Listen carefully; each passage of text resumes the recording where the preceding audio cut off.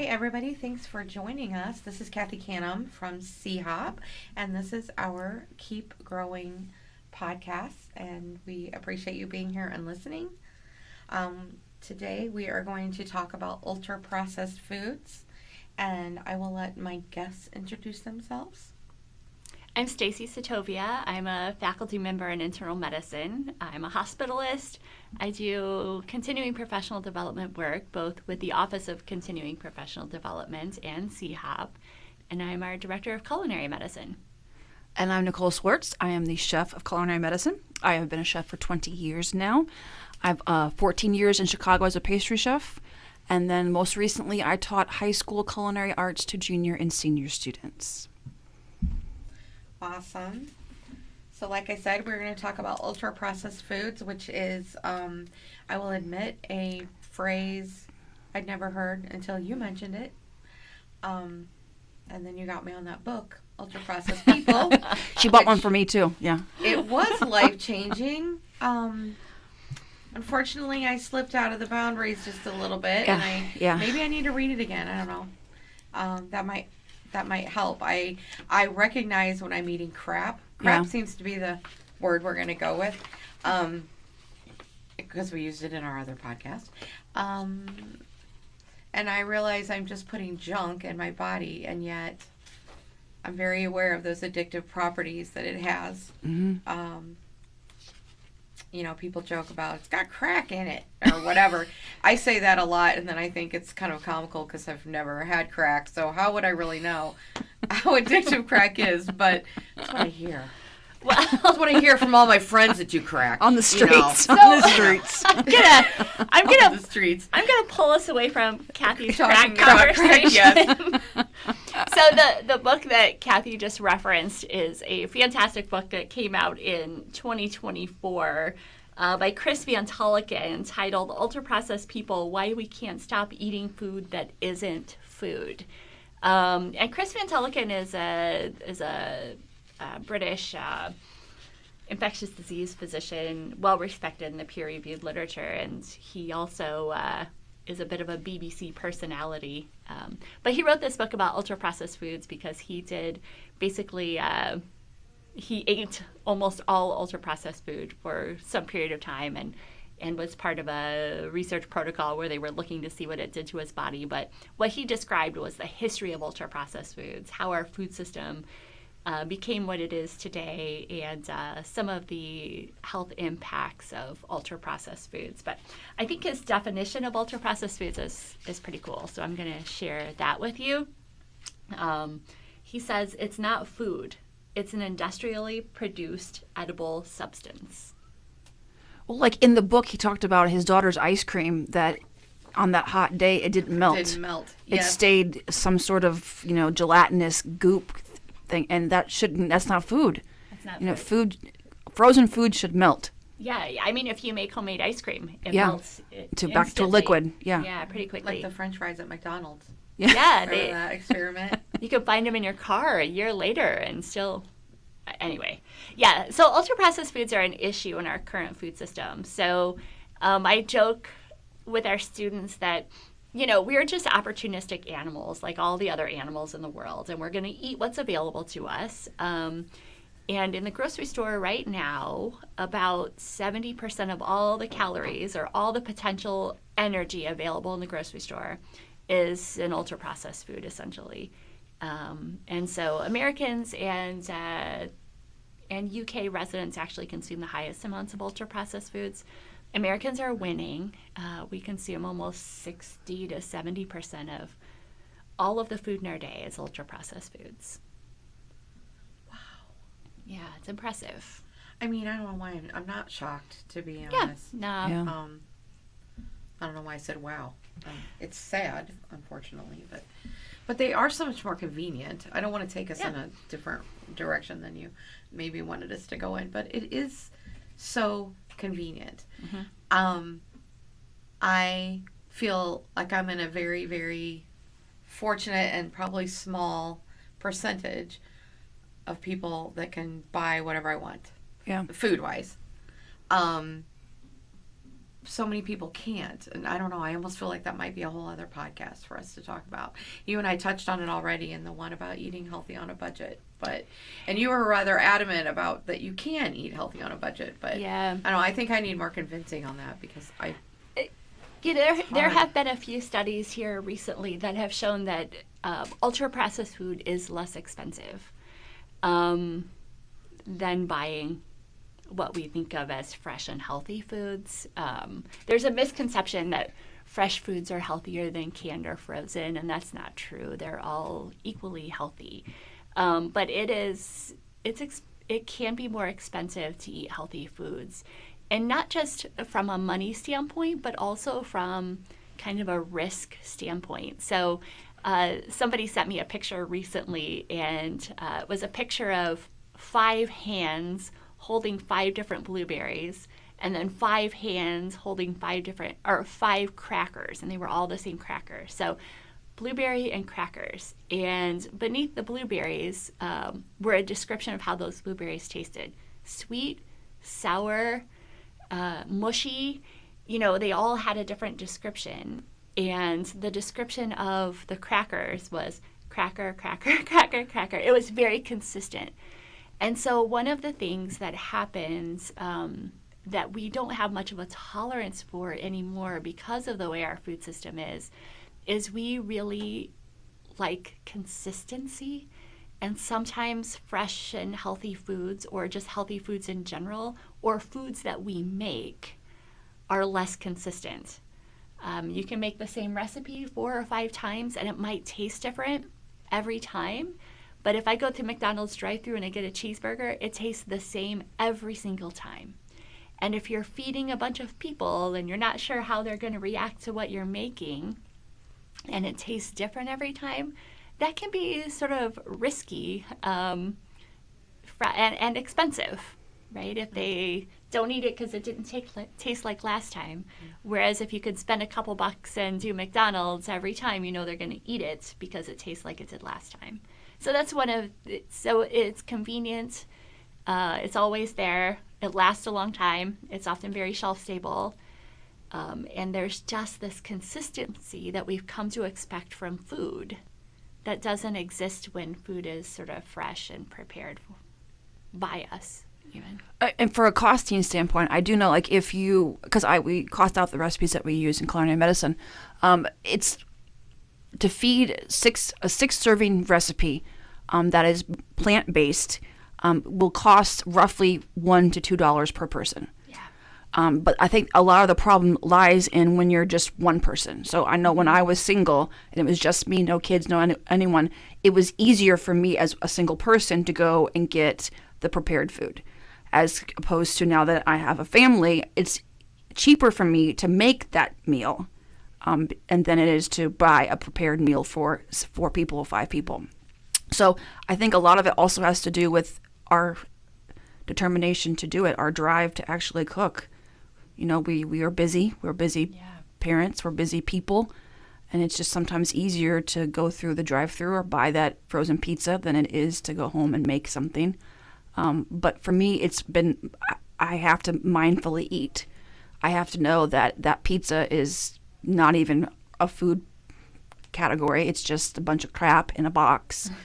And I have to actually make something that's going to be healthy for me and my family. Yeah. Ultra-processed foods came out of a bit of a perfect storm with our food system in terms of agricultural advancements, technological advancement, chemical advances. And it really happened, post-World War II, women were increasingly in the workplace. And it was not nefarious. These foods of convenience really allowed us to do the things that we're doing and have the prosperity that we did. But it's come at a cost, I think. And that's not to say that we can't have convenience and healthy. That's one of the things that we do in the kitchen, is we're often making things that are super simple. We make a flatbread pizza, for example, it literally is a nice quality flour tortilla. We make a brown bean sauce, pizza sauce, or a black bean pizza sauce that tastes just like pizza sauce, but it has legumes in it. And then we add some frozen vegetables that we saute and pop it in the oven. And, it can take 10 minutes. It's super fast, very inexpensive. And it's one of those recipes that people keep saying, gosh, I make that over and over again because it's so easy. And there's the nutritional value of that is so much greater than a frozen pizza that you would buy, for example. Well, I think it's like a baby steps. So Yeah. instead of just going full out, all organic, all made by home, you can take that can of black beans and add it to your pizza sauce. You can take that can of lentils or the bag of lentils and add it to your mac and cheese. So you can take those little steps by adding those nutritious ingredients to your prepared products, knowing that hopefully eventually you go straight on completely made from scratch. But I think that's what we know. We've been making brownies in culinary medicine, and we add a whole wheat flour instead of white flour. We do mac and cheese, and we add lentils to them. We do pasta, and we add chickpeas to the tomato sauce. So all you do is add a can of pureed chickpeas to your tomato sauce, and you have a higher quality, higher protein fiber content dish right there. Whole wheat pasta, good. You covered all your bases. Something very simple. I wish that we could have more influencers that want to push this kind of stuff. Yeah. It's not as fun. It's not as cool. Yeah. Chickpea pasta's not cool. Yeah. So I know we're already at 11 minutes here, but I'd really like to hear your take on why it's so. We talked a little bit about the economic factor, but why are we so stinking drawn to ultra processed food?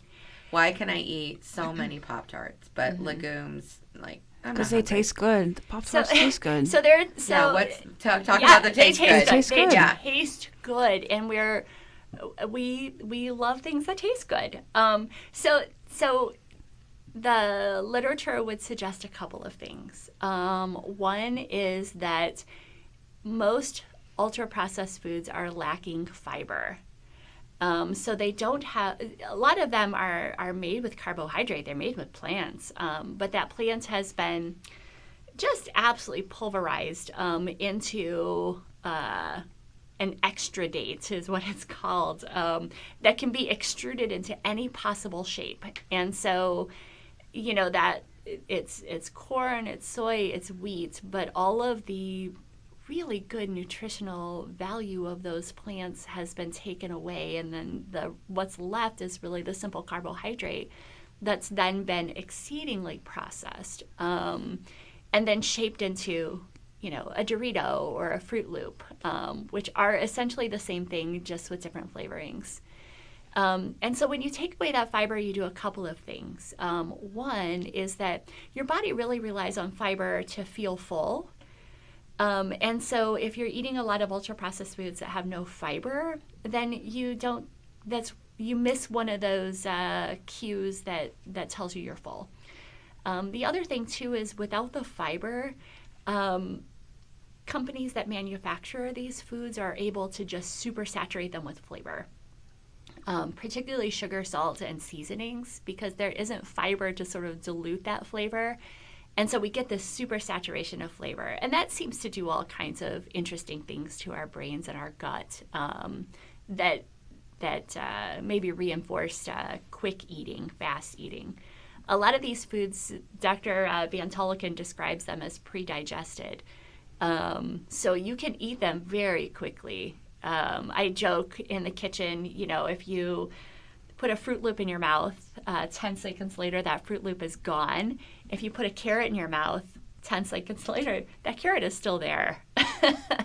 And that's because the entire food matrix of that carrot is still there. The food matrix of that, what used to be corn or wheat, is long gone in an ultra-processed food. So that's one of the reasons we can eat a ton of them. The other reasons is what public health is starting to call a commercial determinant of health. So we're all, in medicine, we're all very familiar with social determinants of health. The experts are really thinking about how do we rethink our food system to make it healthier. And describing it as harmful to our health because it's a commercial determinant of health has been really helpful. And it's also ushered in some research that shows that these companies have a lot of power over how we think about food. You know, they're selling food as an experience, as an identity, as a lifestyle, and marketing is so incredibly powerful in that regard. So, and these companies, some of them are making more, generating more revenue than the GDP of small countries.